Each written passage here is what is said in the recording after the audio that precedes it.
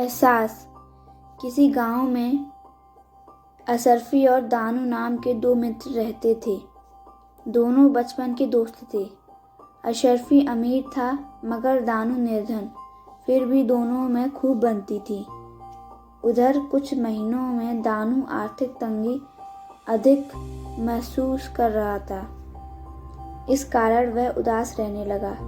अशरफी ने जब अपने मित्र दीनू को इस समय उदास देखा तो उसने दीनू से उसकी उदासी का कारण पूछा। दीनू ने अपनी जीविका की तंगहाली की कहानी सुना दी। इस पर अशरफी बोला, मित्र, तुम परदेश क्यों नहीं चले जाते? वहाँ किसी भी चीज़ का धंधा कर सकते हो। यह तो तुम्हें सभी जानते हैं, इसीलिए कोई भी कार्य कर भी नहीं सकते। दीनू मियाँ मुझसे जो कहा वह तो ठीक है, किंतु मेरे पास अब इतने पैसे भी नहीं बचे कि परदेश जा सकूं। अगर तुम इससे पहले ही अशरफी बोल पड़ा। क्यों नहीं, एक मित्र होने के नाते मैं तुम्हारी मदद करूंगा। दूसरे दिन अशरफी ने दीनू के लिए खाने पीने का पूरा प्रबंध करके तथा कुछ पैसे उधार देकर उसे परदेश के लिए रवाना कर दिया। परदेश जाकर दीनू अच्छा कमाने लगा और वहीं से अपनी पत्नी को पैसे भेजता था। जब दीनू ने काफ़ी धन एकत्र कर लिया तो वह करीब 7-8 वर्ष बाद अपने गांव लौटा। गांव आकर दीनू अपने मित्र अशरफी से मिलने भी नहीं गया और एक गल्ले की दुकान भी खोल ली। इधर एक दिन अशरफी के घर में डकैती पड़ गई, जिससे उसके घर का एक सामान भी नहीं बचा। अशरफी बीमार पड़ गया। उसको अपनी बेटी के विवाह की भी चिंता थी। जिस तरह पहले दीनू की दशा थी, अब वही दशा अशरफी की थी। कोई दिन तो अशरफी के परिवार को जल पीकर ही रहना पड़ता था। एक दिन अशरफी को ध्यान आया कि उसने बुरे वक्त में अपने मित्र की सहायता की थी। दीनू भी उसकी मदद अवश्य करेगा। ऐसा मन में निश्चित करके वह अपने मित्र दीनू के पास पहुंचा। दीनू ने अपने मित्र को ना तो बैठने को कहा और ना ही कुछ जलपान भी कराया।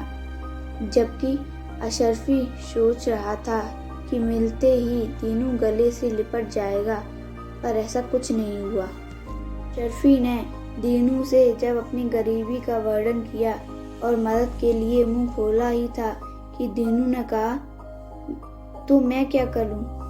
चले आते हैं भिखमंगे। अशरफी का हृदय तो टूट गया।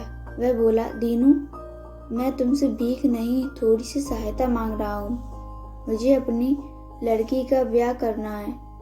मैं तो सोच रहा था कि देखते ही तुम गले लगा लोगे, मेरा हाल पूछोगे, पर परदेश से आने के बाद तुम मुझसे मिलने भी नहीं आए और जब मैं तुम्हारे पास स्वयं आया तो मुझे बैठने तक को नहीं कहा। अगर मेरी मदद नहीं करना चाहते तो मत करो, पर तुमने मुझसे जो पैसे उधार लिए थे उन्हें तो लौटा दो। दीनू ने कहा, पैसे? कैसे पैसे? मैंने तुमसे कोई पैसे उधार नहीं लिए थे। अशरफी ने उसे पिछली घटना याद कराई तो भी अशरफी के पैसे लौटाने के लिए तैयार नहीं हुआ। अशरफी बेचारा अपने घर वापस लौट गया। दूसरे दिन अशरफी गांव के प्रधान के घर गया और सारा हाल कह सुनाया। प्रधान ने अपने नौकर से दीनू को बुलवा भेजा। दीनू को लेकर नौकर वापस आया। प्रधान ने दीनू से कहा, क्यों दीनू, तुम अशरफी के पैसे वापस क्यों नहीं करते? दीनू बोला, प्रधान साहब, मैंने अशरफी से कोई पैसे नहीं लिए हैं।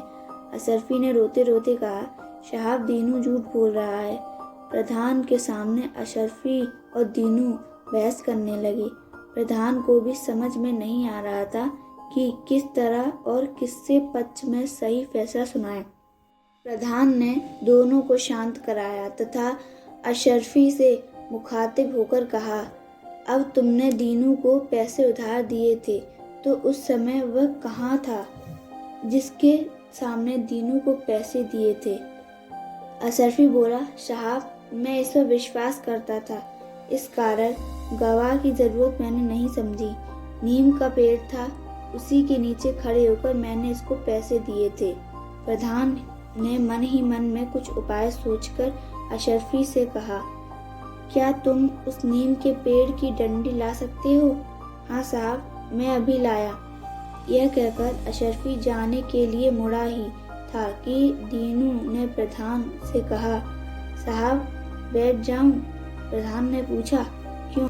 अशरफी तो बड़ी देर बाद लौटेगा क्योंकि वह नीम का पेड़ तो बहुत दूर है। प्रधान मुस्कुराने लगा और शीघ्र ही अशरफी को रोक लिया तथा दीनू से बोला, जब तुमने पैसे नहीं लिए तो कैसे जान लिया अशरफी बड़ी देर में लौटेगा? सीधी तरह से अशरफी के पैसे वापस कर दो, वरना कल पंचायत में तुम्हारी बेइज्जती होगी। अभी तो यह बात सिर्फ मैं ही जानता हूँ। दीनू का सिर शर्म से झुक गया।